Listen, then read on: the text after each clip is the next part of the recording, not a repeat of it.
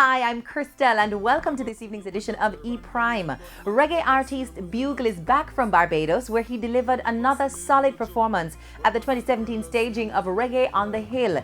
The artist is now preparing for his Be Yourself tour, which takes him to Europe, the United Kingdom and Japan later this month. He'll depart the island for 3 months and makes his first stop in Hamburg, Germany. He then turns his attention to Japan and then over to the UK for shows in London, Manchester, Birmingham and Bristol. Bugle is also billed to headline a concert in Guyana on May 26 as part of the country's 51st independence celebrations.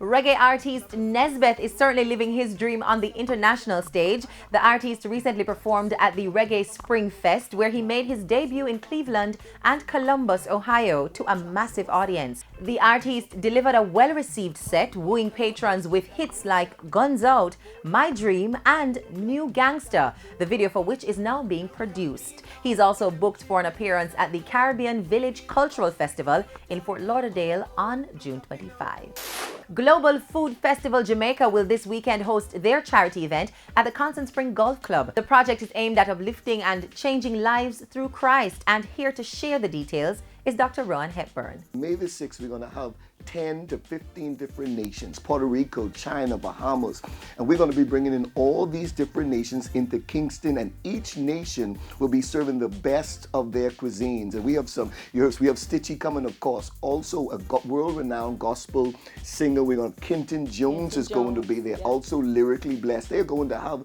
a wonderful time. One of the initiatives is we partnered with the girls' school, I think, where girls get pregnant from 11 to 17, and we're going to bring clothes and baby diapers and Pampers, and also we're bringing in from Florida free clothing. Anybody that wants free clothing. So this event is going to be something that Kingston has never seen. We're coming up to lift the name of Jesus up, but also meet persons' need. My role is one of the elect global models, teaching the models how to portray what's on the inside of them. Right, and you also combined the Jamaican models with the models. We did. So most of the models actually are from Kingston, Jamaica.